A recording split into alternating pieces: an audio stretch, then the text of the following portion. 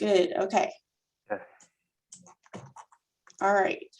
So thank you all for joining today's webinar. This is our Disability Employment Awareness Series kickoff with our Self-Advocates panel today. So for those of you who are just now joining, in the chat box, please drop your name, where you're from, and why you decided to join today. And just a reminder, please make sure that you are addressing it to all panelists and attendees so that everybody can see your comments. Okay, so I'm Morgan Bradley. I am the Community Outreach Program Manager and Coordinator with Texas A&M AgriLife Extension Service in partnership with the Texas Council for Developmental Disabilities. I am joined today with my colleagues from across the state. We have Rosa Guel, she is the South Texas Regional Coordinator. Dr. Shelby Vaughn, she is the Central Texas Regional Coordinator. Skylar Mueller, the West Texas Regional Coordinator. Andy Crocker, Senior Extension Health Specialist with AgriLife Extension, and Emily Wintermute, our Graduate Student Assistant. And before we get started, we'll go through an overview of the discussion today. So I'll provide a few Zoom tips and assistance. I'll go over the different agencies, how you guys can connect with us, a few announcements. And then the way this will go is we'll have our panel session. This is scheduled from 10 to 11:30, so we'll have about an hour of time to hear from our wonderful panelists today, and then there will be plenty of time to answer Q&A questions later. And then we'll have some closing remarks and a few announcements about upcoming activities. So just a reminder that during this session, this is a webinar style webinar, so a webinar style Zoom meeting. So all panelists, you'll be able to see them on video, but all attendees are muted and videos are off.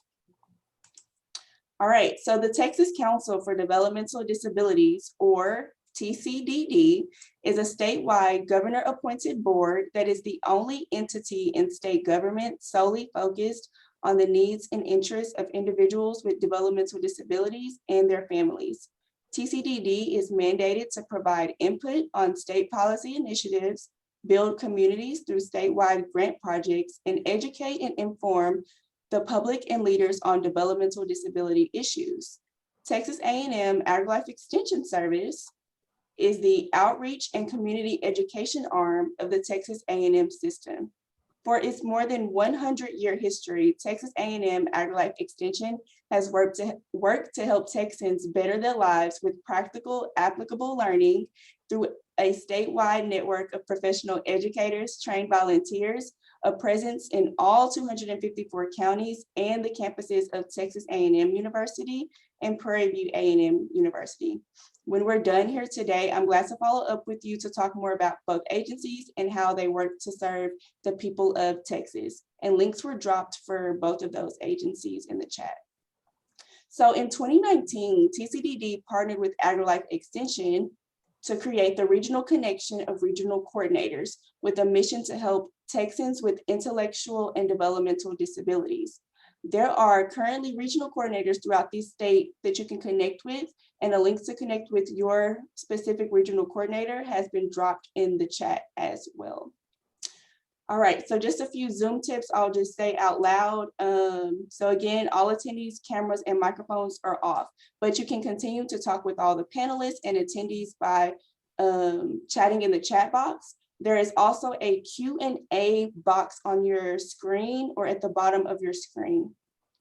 You can drop your questions during this panel session for the panelists, and we will make sure that your questions are asked aloud at the end during the Q&A session. So feel free to definitely drop questions as they come, and our panelists are excited to answer those questions that you'll have for them as well.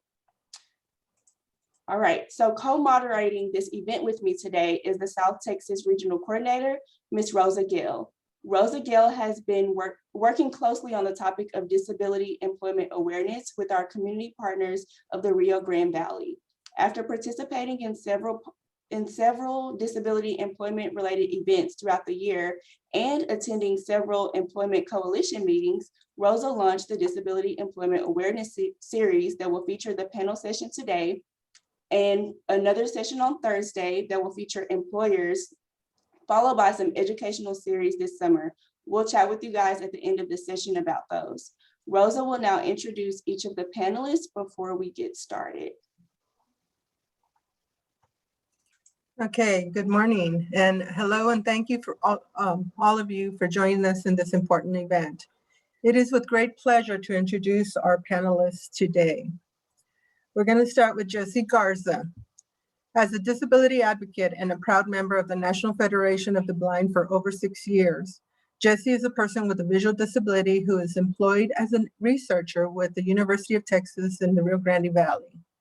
Dr. Kamal Sakar, Associate Professor in Mechanical Engineering, and Jessie are developing a device that will help people with visual disabilities navigate their surroundings to grasp a greater aspect of the world around them.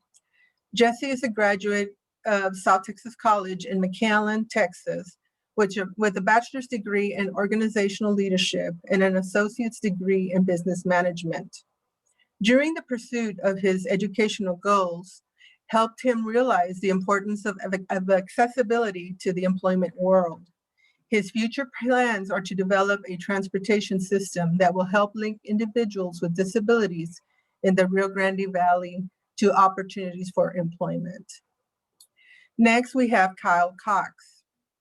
Mr. Cox graduated from Texas A&M in 2018 with a degree in political science, then received his Master's of Public Administration from the Bush School of Public Service and Government in 2020.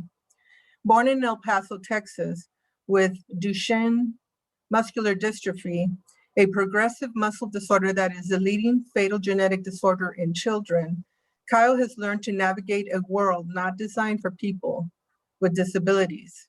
He has fully immersed himself in both the disability and the abled communities and has adopted the mantra, it's not the disability, it's the ability choosing to focus on his abilities.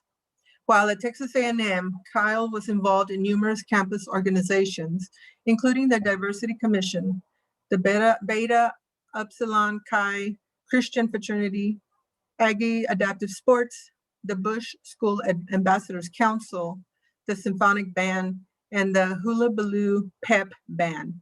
He was twice elected to Student Senate and was elected to the Bush School Ambassador Council, sorry. He was also chairman and founder of the Disability Subcommission. Kyle served on the Student Advisory Board for Disability Services and the planning committees for the Student Service Building and the 21st Century Classroom Building. He has served as a delegate for the MSC Fall Leadership Conference and the Abbott Family Leadership Conference, and has worked with many Texas A&M officials, disability services, and the Center on Disability and Development to improve inclusion and accessibility on A&M campuses. In the spring of 2018, Mr. Cox received the Gary Gray Accountability Climate and Equity ACE Award for his work in advocacy, and in the spring of 2020, the Buck Wyrus Award.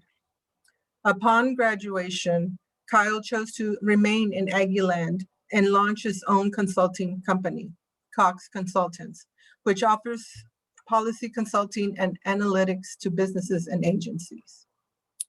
Next, we have Hallie Thompson. Ms. Thompson is a 31-year-old and she has 2 part-time jobs.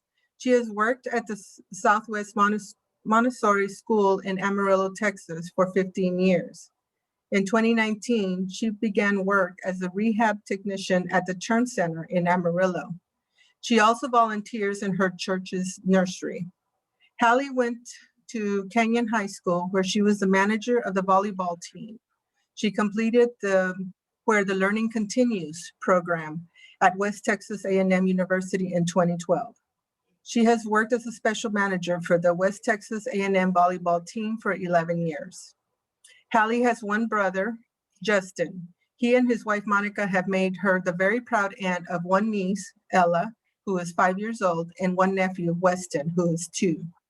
Hallie has spoken at numerous conferences with Justin, her dad, Brad, and even by herself on a few occasions. Her mission in life is to put smiles on as many faces as possible.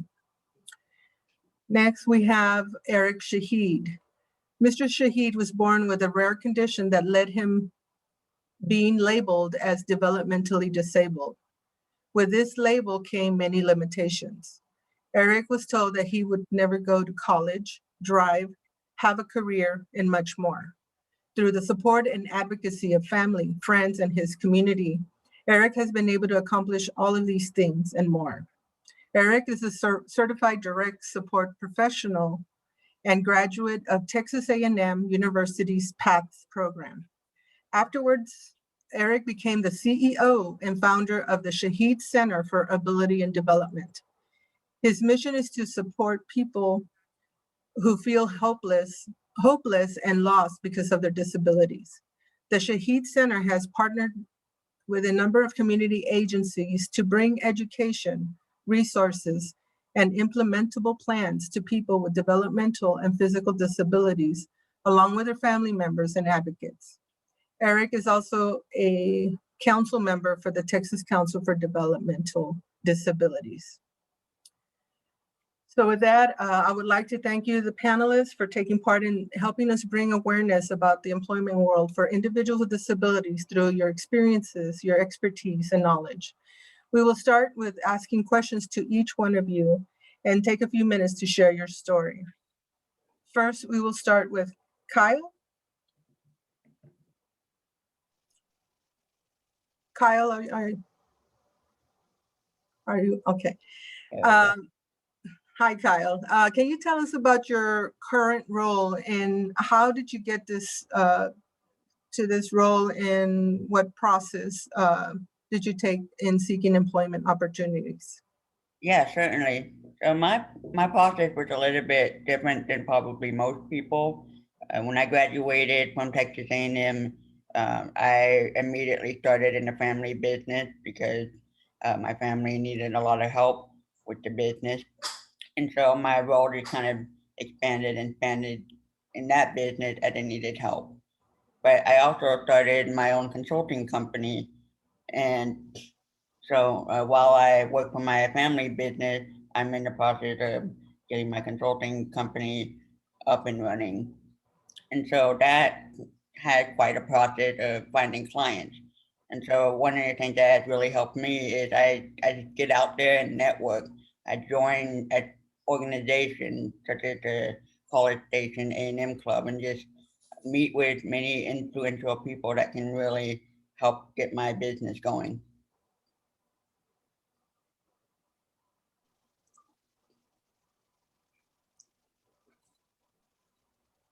Thank you, Kyle. And Kyle, before you started your own consulting firm, do you remember how many jobs you applied for outside of your own workforce, but out in the actual workforce, how many jobs you applied for, what that process looks like for you? Right. Well, that's what I mean by my experience was a little bit different, and I didn't really apply for any job when I went into the workforce. And I started with the family company. So can you share if you have any experience or in any job server systems in order to find any jobs, or maybe assist some of the people that you work with in your consulting firm?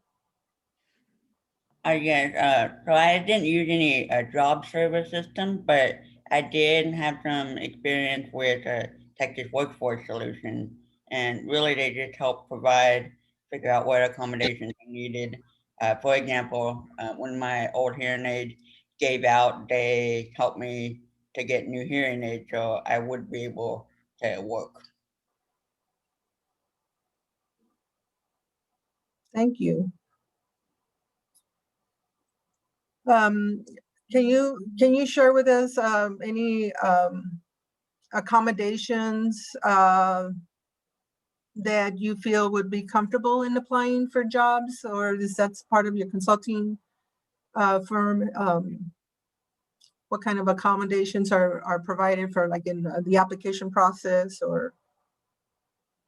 Yeah, so I don't really have any accommodation for this job, but when I was at Texas A&M, I did do a few internships at the Texas A&M system office and the foundation. And with them, I think having a physical disability, they could kind of figure out what accommodations I needed. Like they put me at a desk that was accessible for my wheelchair. And so I think having a physical disability, it kind of has made it a little bit easier for them to provide accommodation. But I also have a bilateral hearing impairment, and for that, I know for hidden disabilities, it can be much more difficult to provide accommodation unless you pick up. And so for that, I would, at my first internship, I was a little bit nervous about speaking up about revealing that I had a hearing impairment. But over the years, I got more and more comfortable. And by the time I got to my second internship, I would tell them, like in a conference room, hey, I can't hear out of one side. So it'd be better if I could sit in this place so I can hear better, if I can participate in the meeting.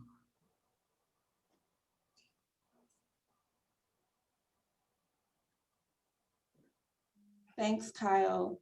So we're gonna, that was really great information, Kyle. You have a very unique experience. So we're gonna hop around a little bit and go on to Haley. And we're just gonna keep rotating around. So Haley, could you tell us about your current jobs with the S, because you do have more than one, and how did you get your current positions? I just talked to both of my, sorry. I just talked to both of my bosses and I told them I love kids. And I just got it. So Haley, you've been working for a really long time with children, over 15 years of experience. Do you remember what your process was like for trying to find jobs before you got the jobs that you currently have? I told her that I love children and want to work with them and their parents. Awesome. So you've always had a passion for working with children. And at the Turn Center, sometimes I help with the therapists. Like I clean their toys, their equipment, and sometimes help with their therapist. Nice. That's great, Haley. And so that was an easy transition for you with working at the Turn Center from all your experience with working in childcare. Yes, ma'am. All right, awesome. All right, so we'll move on to Jesse. Yes, Yes, Jesse, can you tell us about your current role and how did you get to that point and working as a researcher? sure. So as well, my job search was very different.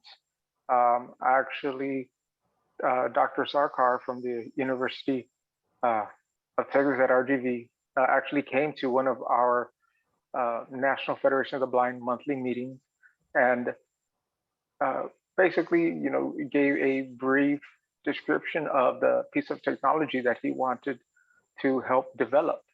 Of course, this technology is currently out there, but his twist on the current device is he would like to combine the different technologies. So having some experience in this with these other technologies, I definitely saw the potential for what he wants to do and how effective and cost effective it would definitely be, for all types of people with vision disabilities and hearing as well, hearing impaired. So I really didn't have to go out and look for it. I just, based on my life experience, I sat down, I talked to the professor one-on-one, and he explained in detail, and I told him I would gladly give him any type of support and help that I could. And it's been about 2.5 years now, almost 3 years that we've been working on this product. We are quickly coming to developing an actual, the testing the product. So, obtaining this job, just off of what I know, is very exciting for me. Because I feel that it's not. I mean, yes, I will be returning to work after almost 7 years of being unemployed, but I feel like it's not work because this is something that I live with every day. So I am definitely excited about this new job. Thank you, Jesse. And you definitely make a great point. You have a very unique experience, and sometimes it just takes talking to the right people. I think that's relevant for all of our panelists here today, and following your passion and your interests. So you mentioned that you were unemployed for 7 years. During that process, were you actively seeking employment opportunities? Could you talk a little bit about that, if so? Sure, yes. At first, I was very interested in returning to work. I had, it was back in 2013 when I started losing my vision. Then I attended Crisco Rehabilitation Center for the Blind there in Austin, Texas, where I did get plenty of training. And I was definitely excited about looking for a job. So through the counseling services there at the center, I did, go online, of course, using screen reading software, which is for me at this point, the only accommodation that I really need right now. So I got that training there, and yes, I was definitely looking for work. Of course, not all websites are accessible with screen readers. So filling out applications, there was a lot of blank spots that I was missing, only due to the technology, or sorry, not the technology, but the way the website is set up is wherever I would apply at was not compatible with my technology, with the screen reading software. So it was a struggle. I did fill out, several applications, but ultimately I knew competing, actually there at the center, I learned that if I was going to go back into the job market, I was going to have to compete with other people without a disability. And, at that point, all I had was a high school diploma. So I did, registered for college and attended college for the first time at a later date in life, at an older age than the typical student. But I did graduate and I did get through it. And at the end of the degree program, my last year, actually my last 2 years, is when I ran into Dr. Sarkar, and that's when I decided, I have my degrees. I feel more confident with the training that I did receive, from Texas Workforce and the Crisco Rehabilitation Center, to actually not only accept, a job there at the University of Texas of RGV, but also to continue on searching for other jobs.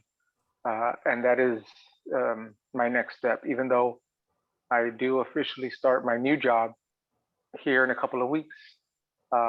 It is only for 1 year. So I will be, working with my state counselor to, get back into the workforce and start a career. Thank you, Jesse. That's awesome. And congratulations on the new position. And we're excited to see where your career development goes forward. You mentioned a lot that we're going to hop back to, but before we do want to hear from Eric.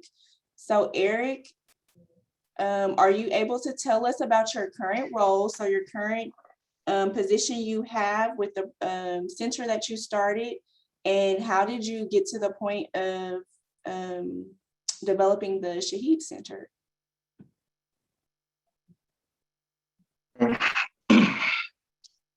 Well, I started with the business that me and my sister have started, which was I'm gonna say last year, from when before this pandemic had started. And my role is the founder and CEO of the company for the Shaheed Center for Ability and Development.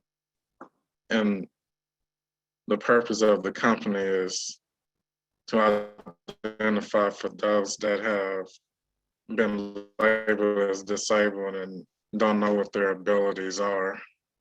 And it's to help people, like if they lost their independence, self-determination during this pandemic. Me, like out of my sister and I, we supposed to implement those that, don't know where they are, where they stand, as far as like, going to school for higher education, or learning how to drive, to being a council member for the Texas Council for Developmental and Disabilities, and different aspects of what we offer, for the company. Thank you, Eric. So you also have a very unique experience, and with starting the Shaheed Center, you took your own experience in order to help others. So before you started the center, and you talked a lot about a lot of the different experiences you have, can you talk a little bit about your process for applying for jobs before you and your sister, and we'll talk about the center a lot more later too, but before you and your sister started the center? Well, when I was at A&M, I have, a certificate which I'm, certified as a direct support professional, and supposed to be out, be looking for a job that's in the field I went to school for, as far as helping where the special needs, what disabilities are, if it's just, for the elderly. But that has been, been switched around. So I'm, really thankful for, the experience that, that I have at A&M, and also for just different places that involves the Texas Council as well. Thank you, Eric. So each of our panelists have a really great background that we'll dig into. But I do want to circle back, and Rosa, we can circle back about Texas Workforce. So Kyle mentioned that he utilized Texas Workforce services. So Kyle, could you talk a little bit more about how that experience was for you? Did you go through vocational rehabilitation with job placements or anything like that, or trainings? And then we'll go through each of the panelists too. Yeah, certainly. So I didn't really utilize Texas Workforce Solution as much as probably some of the other panelists. on here.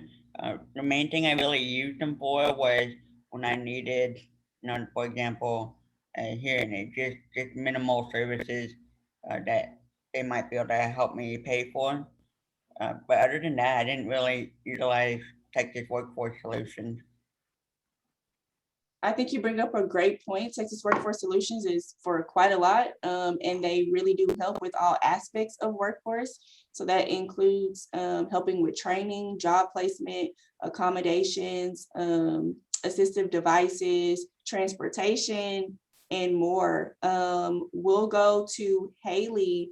Haley, have you ever used Texas Workforce Solutions in any way?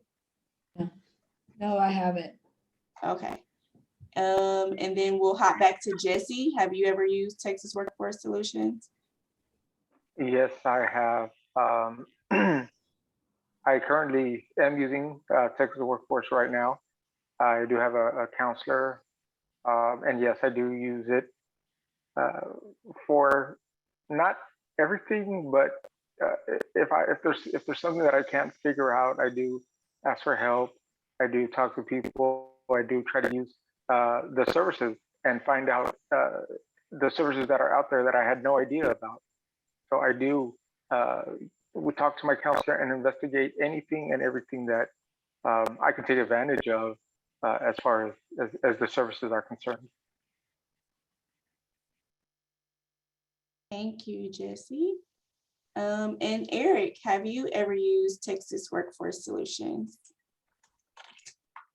No, ma'am, but I did when I was at A&M, I did use DARS from when I started the PEST program at Texas A&M, and that was before DARS had transitioned into the Texas Workforce, Commission. But I did, have DARS before the, transition, to the Workforce Commission. Just to make sure all the attendees know, so DARS is the Texas Department of Assistive and Rehabilitation Services. So yeah, that's great that you were able to use DARS. And Texas Workforce Solutions has transitioned over the years. We have quite a few people present from Texas Workforce Commissions and Texas Workforce Solutions, who I'm sure will drop more information in the chat box to tell us more about those services. But thanks for bringing that up, Eric. You're welcome. And then Rosa, you want to go to the next question? Yes, I guess we'll go back to the, I know I had already asked Kyle about accommodations, but I guess we can start with Hallie. Haley, what kind of accommodations were made while you were applying for your current positions, if any? And does this help you feel more comfortable in applying for the jobs that you are currently working in? None. I just talk to my bosses and I just tell them I love to work with kids. And they just treat me with like a normal adult. I mean, a normal Awesome. employee. Oh yeah. And a lot of people helped me. That's good. That's good. Thank you, Haley. How about you, Jesse? I know, you're working on a device to help, for more accommodations for individuals with visually impaired. But was there any type of accommodations that you experience and feel comfortable in applying for the different jobs that you looked into? Yes, which would be the screen reading software that I received training on while I was at Chris Cole Rehabilitation Center. That and of course, using the voiceover on the iPhone and the iPad and other devices. basically for me, any device that that I need has to be verbal, where it talks back to me. So those type of devices really helps out, um, to you know to be able to navigate and understand the different aspects in job, at any job. Thank you, Jesse. Eric, can Yes, you share ma'am. a little bit about any accommodations that you may have participated in, and how it helped you apply for the different jobs that you've applied for? Yes, ma'am. Like with the jobs that I applied for, I didn't have to apply for accommodations, but like you can- I'm just gonna be honest with you. I didn't have to use accommodations with the being high level, and also with like if I do need assistance, I do ask for help for assistance like applying for a job and support employment. So you have a good support system that would help you out with these processes. Yes, ma'am. Thank you. Yes, ma'am. You're welcome. Right. So as we're still talking about the topic of accommodations, we all in the midst of this pandemic have experienced what it's like to work remotely. And so I want to ask each of the panelists about how has working online or working remotely made your job easier or possibly more difficult, but hopefully it has made your job easier. And so we'll get some responses from each of you. So Kyle, we'll kick it off with you. How has working remotely changed your working schedule? Yeah, so when I started working right after I graduated college, it was right in the midst of COVID, so I haven't really experienced not working from home, but it's certainly been very helpful having my own workspace in my house and not having to worry about transportation or anything like that. So it's certainly been helpful just from being able to work from home. Kyle? Haley, you have a very busy job working with children. So I know you guys stayed open. So could you talk a little bit about if for any moment you guys had to work remotely, and if not, how was it continuing to work through the pandemic? Well, my jobs, I couldn't work from home. Yeah. What happened when they reopened? What did you have to do? Go wear a mask. So you still had to go to the office and to the facilities to still, like the Montessori school and the Turn Center, to still be able to provide everyone with support. Yes, ma'am. Okay. Yeah. Well, Haley was business as normal through the pandemic. So kudos to you for still being able to work through those tough times that we're still going through now. So. All right, Jesse, could you tell us a little bit about your work and how working remotely has changed anything, if any?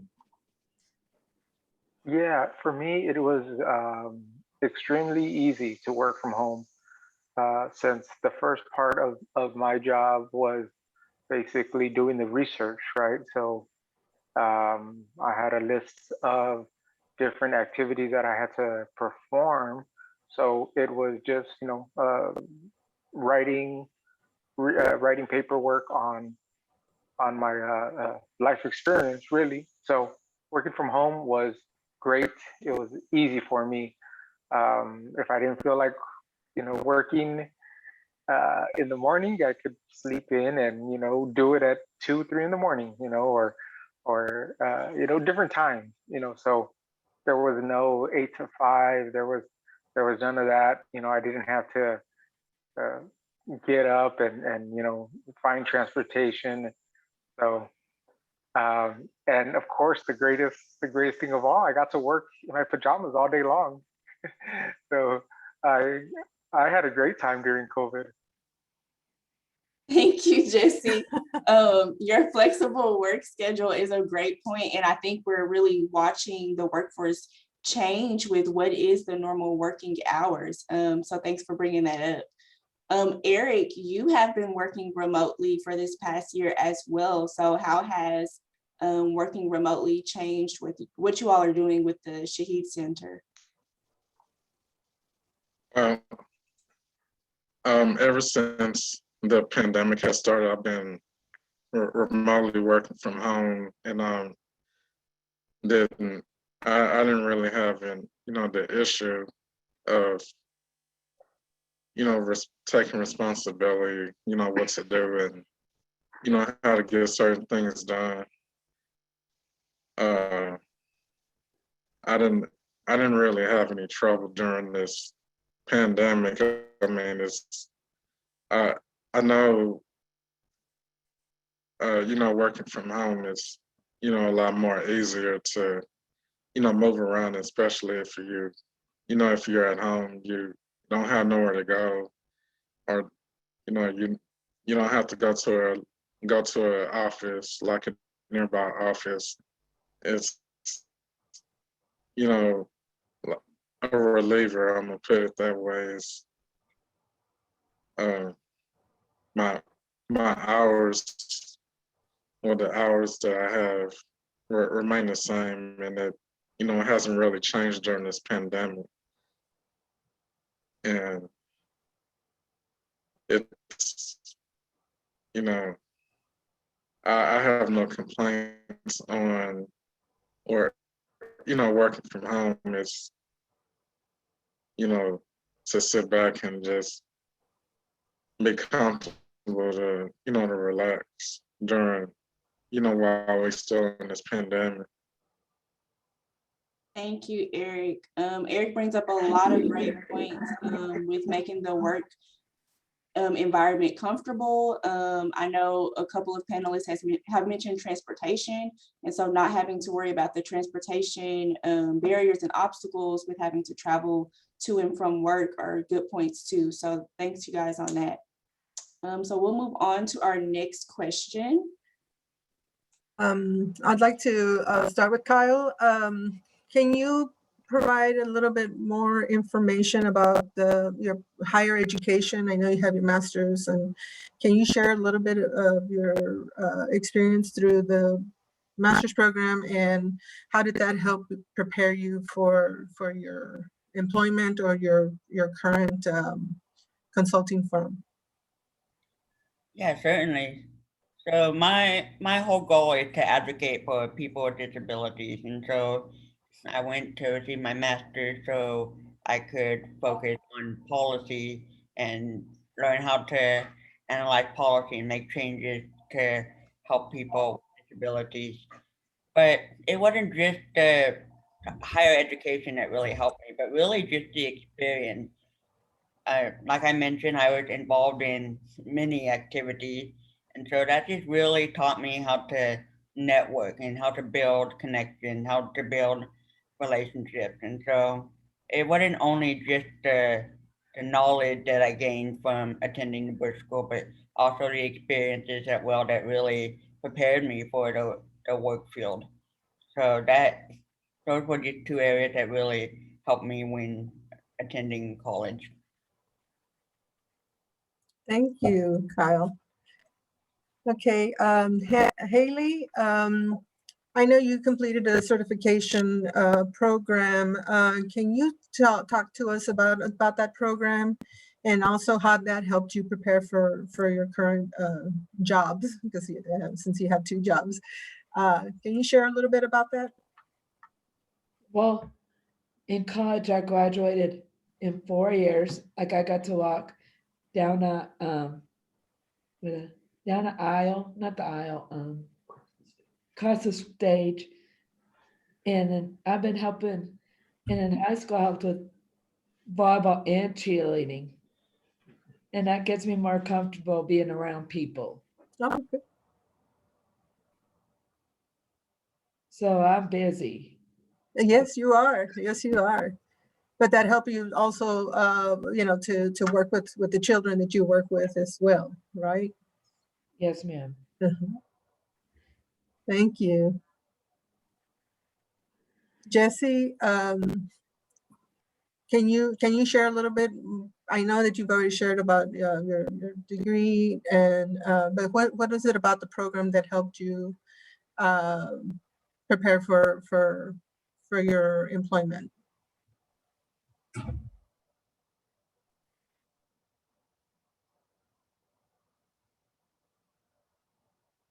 Jesse?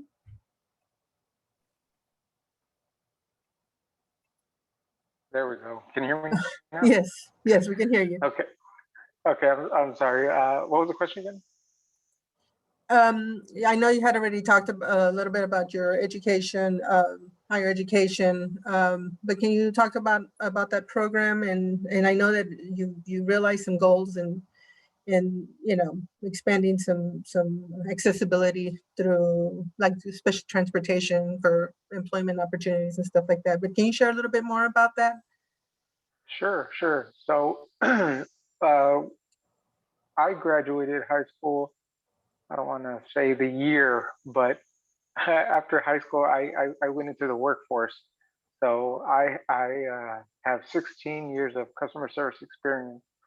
When I started losing my vision, you know, going, go to the workforce, knowing that I was going to compete, and I needed that education. I went through the college and got my associates in business management because all of the previous work experiences was with business and management of some type. So it was really easy. I loved it. I didn't struggle at all because I had the life experience already. Of course, after my associates, continued on to my bachelor's degree in organizational leadership, which I just graduated this year.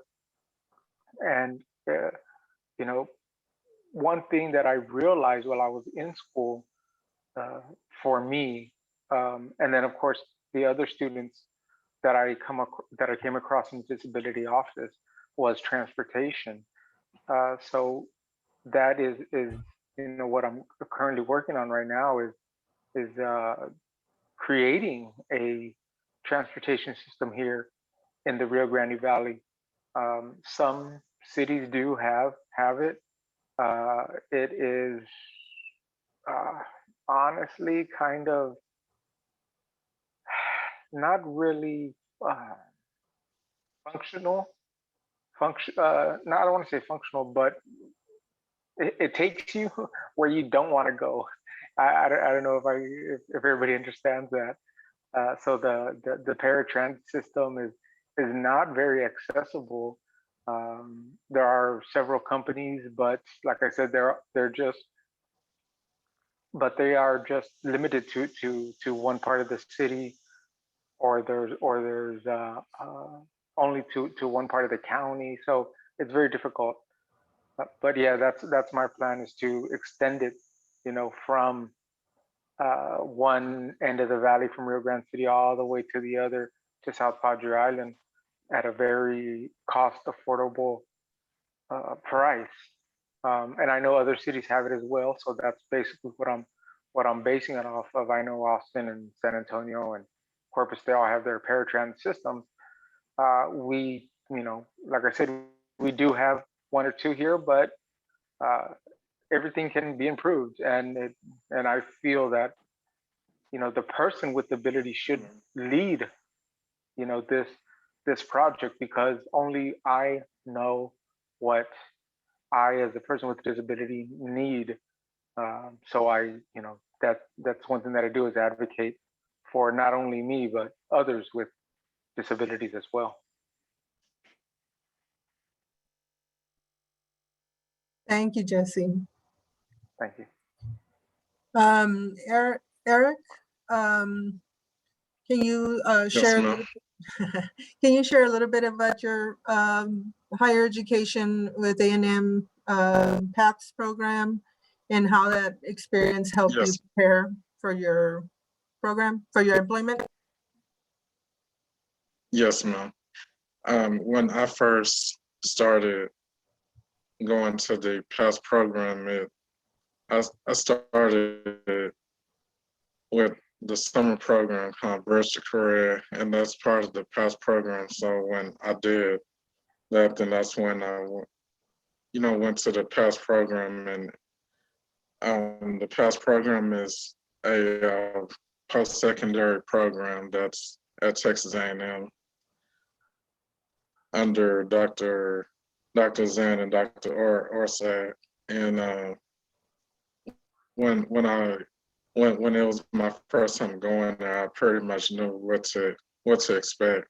Like, hands-on training and learning how to be independent, self-determination. And I would just say that it's a great program, like for those that don't know about the past program. I can, send a link, and like for those that are interested.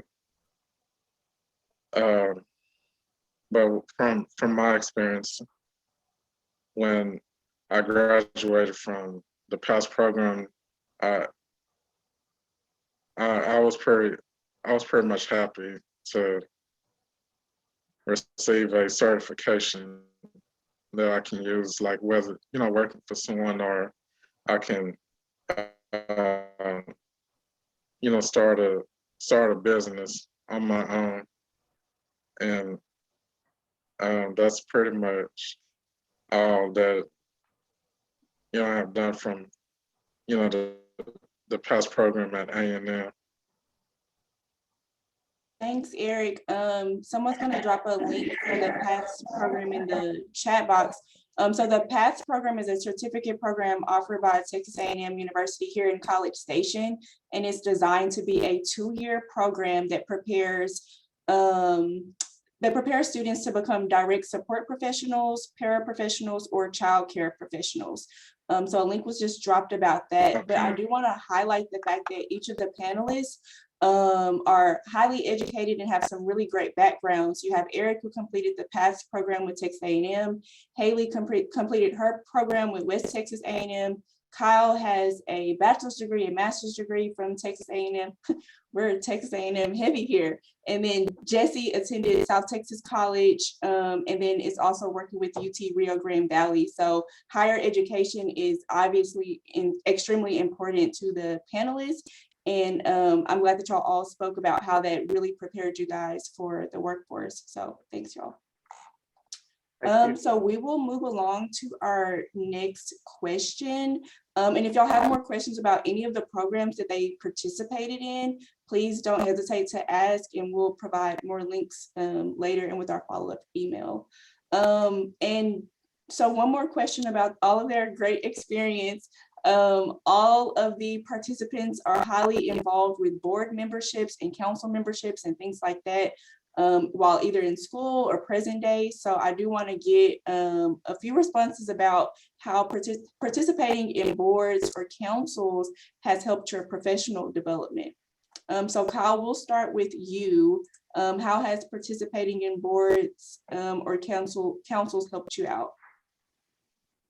Yeah, certainly. So as I mentioned earlier, just being really involved in organizations outside of the classroom really helped shape my networking skills and communication skills, but also just getting out there and volunteering. It's a great way to give back to the community and just make it more accessible for everyone.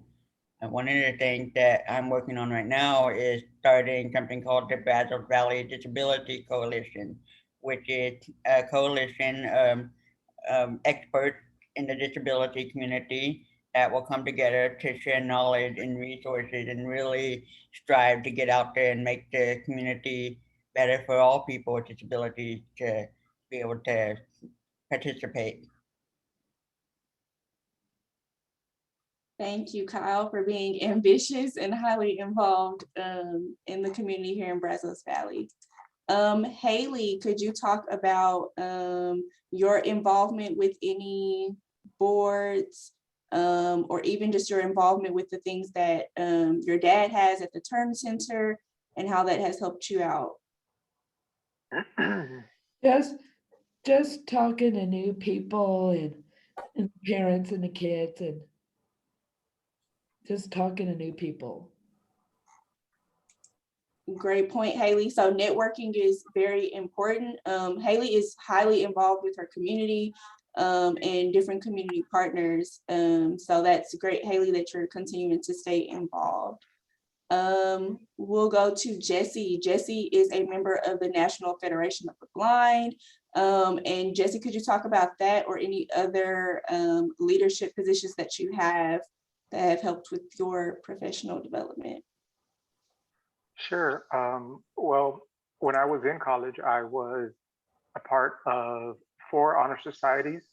3 out of the 4, I was the president of those societies. And that basically networking is what really it was one thing that I really enjoyed being part of, of the society, not only in the community, but, the college atmosphere.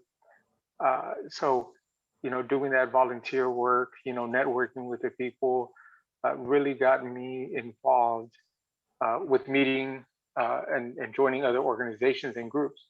And as for the National Federation of the Blind, for 6 years, I was a board member for the Rio Grande Valley chapter.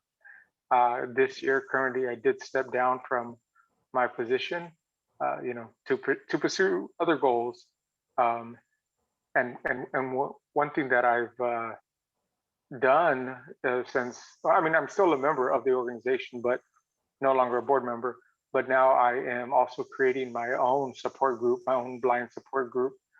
In the process of starting that, which is, it will be called the 2200 support group. And the term 2200 is the legal term for being legally blind. So starting that support group, and as well, it helps me network with community leaders, community activists, just everybody and anybody who's willing not only to work with me, with the visual disability, but to work with anybody with a disability, because my personal motto is blindness is not a disability, it's an adventure. And if you guys, I know we've all done this, right? We're in the shower, we have soap in our eyes, and we cannot get the soap out of our eyes quick enough. So just trying to get that shower right so that the water goes into your eyes and wash away that soap. It can be an adventure, and that's the way I look at life. So it's an ongoing process, and I'm glad to share any advice and anything that anybody would like to talk to later on. I would gladly share my information so we can discuss this more. Thank you, Jesse. Thank you. You are continuing to definitely make a great community impact. So we're going to go ahead and go to Eric. And also, I just want to say, attendees, all of this information that they are sharing, we'll be sure to follow up and give you their contact information and links to be able to join any of the boards or anything that they have described, or coalitions, so that you all can be involved locally or regionally as well. Eric, we'll move on to you. Eric is a member of the Texas Council for Developmental Disabilities. And Eric, could you talk a little bit about how TCDD has helped with your professional development and your community work? Yes, I'll be more than happy to share with those that want to know about the council, Texas Council. Like when I first started on the Texas Council board, I was happy to, be part of it because, that's linked to, it talks about state otherwise as far as, the, talks about the things that we talk about as far as, projects and stuff that's either done or hasn't, really, got done as far as, taking care of the stuff, that's regarding to not just being a council member, but like for just, projects. But I'm, happy to, participate in the committees that's part of the council, like the Texas, the executive committee, and then just other committees. And, it's, learn the process, but you learn why you can as far as being a council member. And, like if you have any questions, you don't have to hesitate, but just, ask on stuff that's regarding to the TCDD level, or just, being a council. And I'm, I have people that's not just only support me, but like, just the whole thing, the Texas Council, it's the only thing that, that support one another, and in a good way. Thank you, Eric. So just a reminder, the Texas Council of Developmental Disabilities is composed of a council of members who are governor appointed. So Eric was appointed by the governor to be a part of this to make community impact locally. And so the council members represent different portions of the entire state.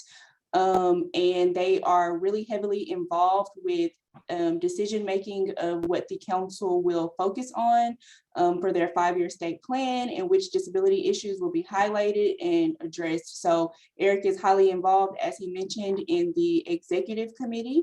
He has also participated as a speaker for the Disability Policy Academy, I think before. And so Eric is highly involved with the council and making his voice known and making the voice known for people with disabilities. So thank you, Eric, for your involvement as well. So we're running, time is just, oh, thanks, Eric. So time is just running. You guys have had some really great responses. I am going to ask one more question, and then we're going to go into the Q&A box for a little bit and try to get as many questions answered before we depart. So I want to ask, they're both really good questions to ask, but I will ask, who has provided, or what has provided the most support for your journey of seeking employment, or your career development, professional development? If there is one person you could name, or one organization you could name that has really helped, could you talk about that person and why? So Kyle, I will start with you. Who has provided the most support? Yeah, certainly. My mom has definitely provided the most support for me throughout my journey. Just from a very young age, he taught me to just get involved in and network. So from a young age, I would be involved in political campaign organization.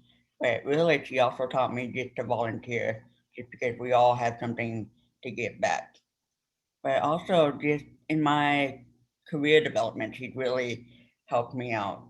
She's owned the company for about 25 years, so she knows a lot about how companies run and what it takes to apply for jobs and yeah, so she's really helped me through that role. So just really, my mom just helped me out in all aspects of applying for careers. Thank you, Kyle. And you definitely have a rock star mom who has definitely made an impact in the Brazos Valley as well as in El Paso. So we're grateful for your mom. I will move on to Haley. Haley, who has provided you with the most support over your years of professional development and your career? Work. No. Oh, like family and friends and work friends and all that stuff. So your work friends and colleagues have provided support. That's really great to hear that you're in a supportive working environment. And I know you get to work closely with your mom and dad as well. And so that's extremely awesome that I'm sure they have become great colleagues for you as well. So thanks, Haley. All right, Jesse, who or what has provided you with the most support throughout your career development? For me, it's been in my personal life, my parents and my wife have really supported me and given me, 120% of support. And as far as professional, I would say my Texas workforce counselor, Ms. Carla Page, she has been there, through thick and thin, and we discuss, my plans, my goals, and she definitely helps me out, and really encourages me to continue on, not only personal life, but educational life and professional, seeking employment. So she is also one of the big factors in my life. Awesome. Thank you, Jesse. That's awesome. All right, and Eric, who or what has provided you with the most support throughout your career? My family is the main thing that supports me throughout the career, and also my sister, and like for others, that's outside supports, and what I'm doing as far as career otherwise, and I'm truly thankful to have people to support me, not just only support me, but just stand by my side. Thank you, Eric. And Oh, go ahead. I'm sorry. I know it's okay. And also, even if I'm not with my sister, we still, talk and support each other.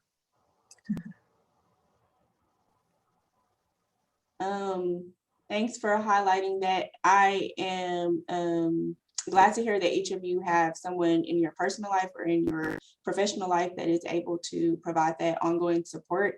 And just for the attendees, that is very crucial to making sure that someone, just in general, making sure that anyone's career development continues to progress. So having that support system is definitely always key. So thank you guys for those responses.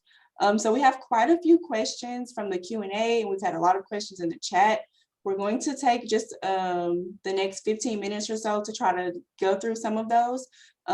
My colleague Skylar will read off some of the questions, and we'll try to get some of those answered before our closing remarks. Okay, I'm going to start in order of how they came in. We have a question for Jesse, and I think he spoke on this a little bit, but did you attend the school for the blind or public education? The school for the blind. It was, I did graduate high school with sight, but later in life, I did become blind. So I did, as an adult, attend the Chris Cole Rehabilitation Center for the Blind in Austin. Thank you. We have a question for Eric. How was your school experience at the A&M program? Can you describe how your classes work? When I started at the PASS program at A&M, the most of my coursework was on the computer. I didn't have any textbooks to use at the time, as being a direct support professional general.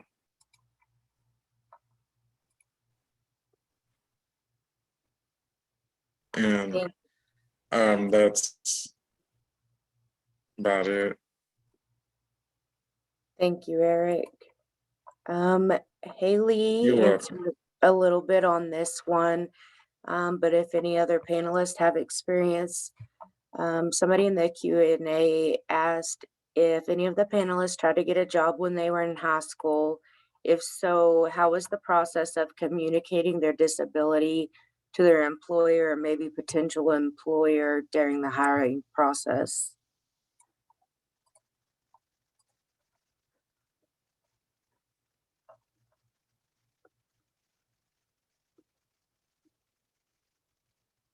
Haley, you're muted. Oh, yeah. You just talked about it with the boss and asked for help. I always ask my bosses if I need help. And do they help you? And yes, they help me. They help me a lot. And Great. Haley, did you, I know you've been volunteering with your church nursery. Did you start that back in high school? Yes, ma'am. Okay, well, good. So you were already getting volunteer work early on. And Kyle, Jesse, Eric, did any of you guys participate in any programs that helped with employment in high school? No, I did not. No. No, I did not either. Okay, I know that's become a newer thing with like the Bridges program and different things that different districts have started to implement at the high school level to make sure people are starting to get trained on employment opportunities. So good question. All right. We have one from the chat from an attendee. They said they find it hard not to tell a potential employer about their situation because of potential attitude changes. And it's been a struggle to remain truthful and yet show at the same time you can handle your work. Do you have any suggestions? And that's for any of the panelists.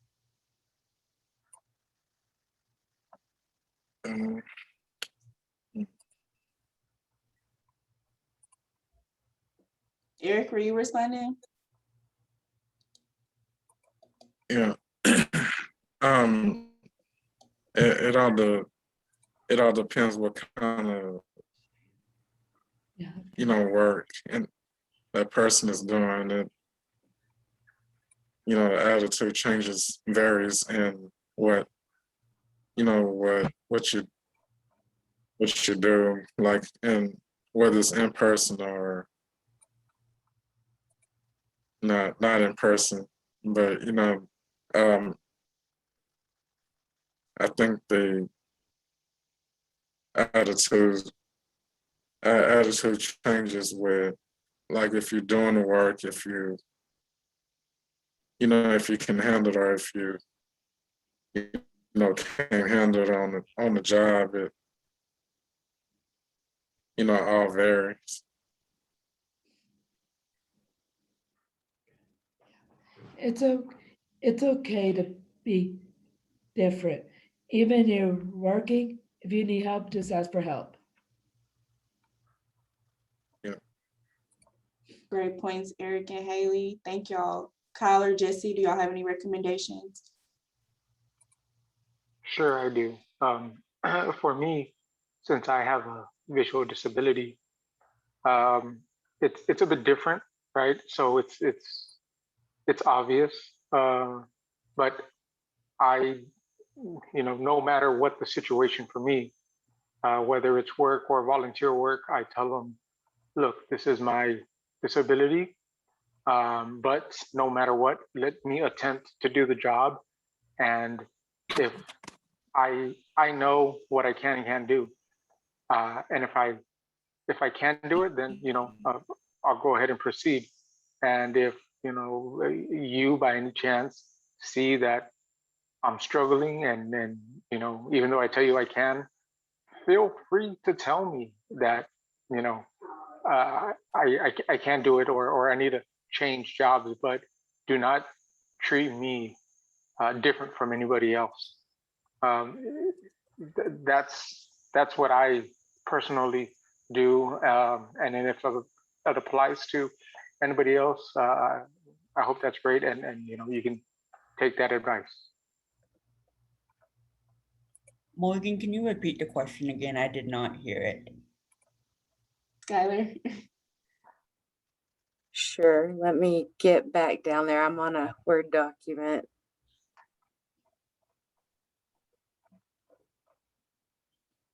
One of the attendees said that they find it hard not to tell a potential employer about their situation or potentially their disability because of the employer's attitude changes. And it's been a struggle for them to remain truthful and yet show that they can handle work. Do you have any suggestions on how this attendee can handle that situation or scenario? Yeah, I truly believe that everyone want to help and want what's best for their employers. And so in my experience, just revealing that like for example, my hearing impairment, by revealing that, it makes it easier for me to participate in meetings. But also, if I miss something, or if something happened due to not being able to hear something, it allowed my employer to just be more understanding. Thank you for that. Let's see, could any of the panelists discuss their current housing situation, and maybe how that relates to your employment? Do you live in your own home, maybe with family, in different housing?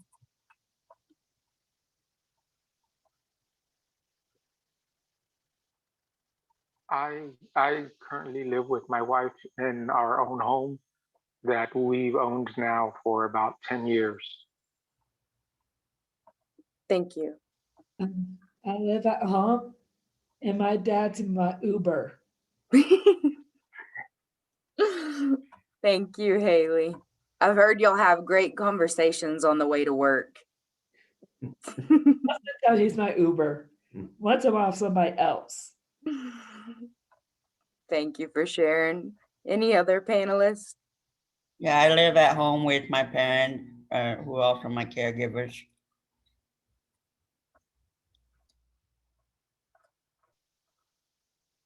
Thank you.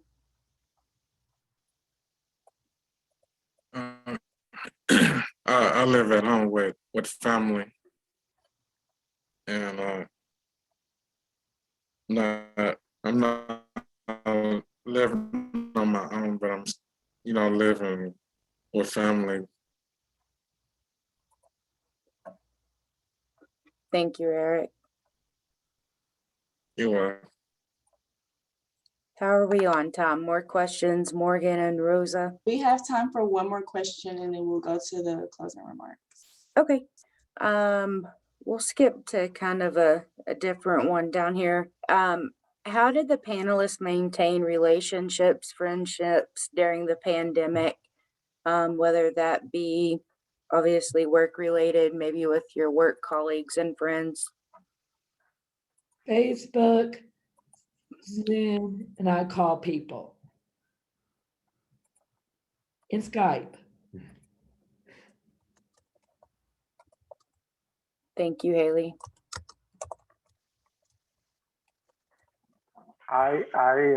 Same thing. I did lots of Zoom meetings with friends and family and organizations.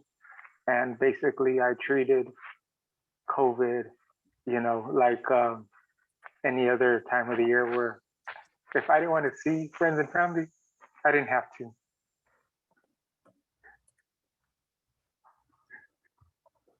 Thank you. At first, for me, when COVID first hit, I maintained relationship by just talking on the phone with friends.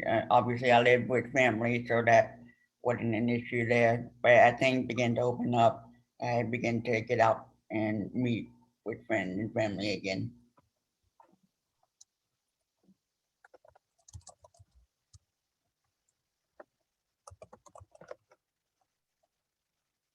And what about for you, Eric? When COVID hit, I communicate with my sister and also with my family and with relatives, even though we're not come together, we're not connected, but we are connecting on the phone. And just I truly covered as far as overcoming obstacles and barriers to talk to somebody that needs to be talked to, not just isolate.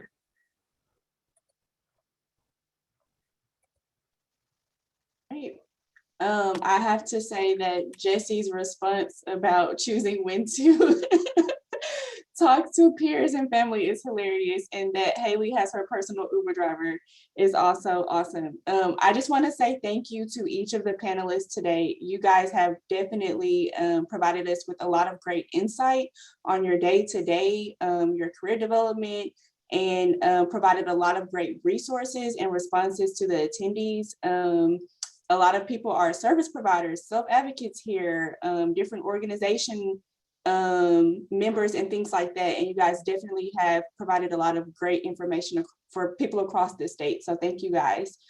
So at this time, we'll go to our closing remarks. We have a few announcements to get through.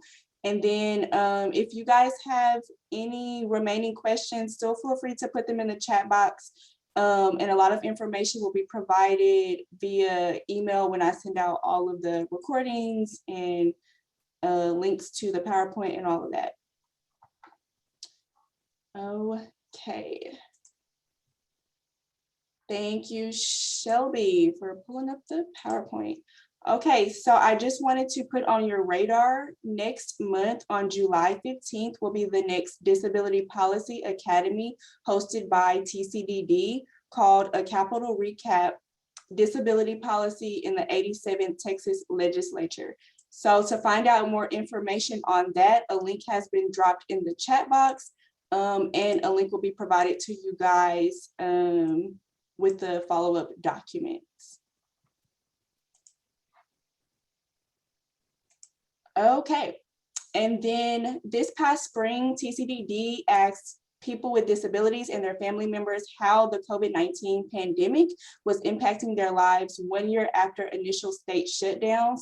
And so just for example, 69% of survey respondents stated concern that healthcare for people with disabilities may not be a priority at medical settings. And so to find out more about a lot of the summary information of the COVID stories, you can visit the TCDD website. And there are great infographics and information providing a summary of those results. And so that's hearing from people all across the state, and that link has been dropped as well.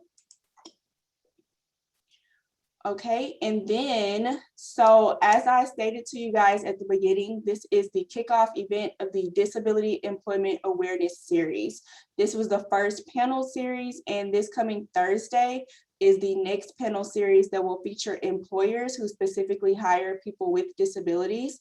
So if you haven't signed up for that, feel free to visit the link and sign up for this coming Thursday's panel, and then expect more information to be provided about our upcoming educational series. We will cover the topics of developing soft skills in the workplace, vocational rehabilitation services. So you'll get to hear from a lot of the Texas Workforce Commission, Texas Workforce Solutions folks. And then the last topic is family supports and roles for the job search. So a lot of what the panelists mentioned today about having those support systems, how do they play a part in the job search? So we'll have those, more information about those at a later date, but that will be this summer. All right. And then I'll let Rosa cover this one with the Disability Chamber of Commerce in Rio Grande Valley. Yes, the Disability Chamber of Commerce Rio Grande Valley is going to be hosting their second of a 3-part employer webinar series. And this is tentatively set for July the 8th. The third part of the webinar series is scheduled for August 26, 2021 on disability fundamentals for employers. And this will be helping employers learn about disability awareness, etiquette, disclosures, and accommodations. Please stay tuned to the DCC-RGV on Instagram and Facebook, or via their website, www.dccrgv.org for further details. And this is also prelude to their employer conference that they are coordinating at this time for October Disability Employment Month. So that's going to be also placed in their Instagram, Facebook, and website for further information. Thank you, Rosa. And then to contact Rosa or myself, our emails are Rosa's is rosa.guel@ag.tamu.edu, and mine is morgan.bradley@ag.tamu.edu. You can contact us at any time for follow-up information on the panel conducted today. Again, thank you, panelists, so very much for participating today. You guys are definitely making a great impact in your communities across the state, and we are excited to continue to see you guys' journey going forward. So we plan on definitely keeping updated with what you guys will continue to do. Thank you, attendees, for joining us today. Thank you all for dropping information in the chat box and in the Q&A, and we will make sure to send you all the recording plus all of the PowerPoint information, and then any information that the panelists shared today will be included in the document as well. So thanks again, and I hope everyone has a lovely Tuesday. Thank you. Thank you. Thank you.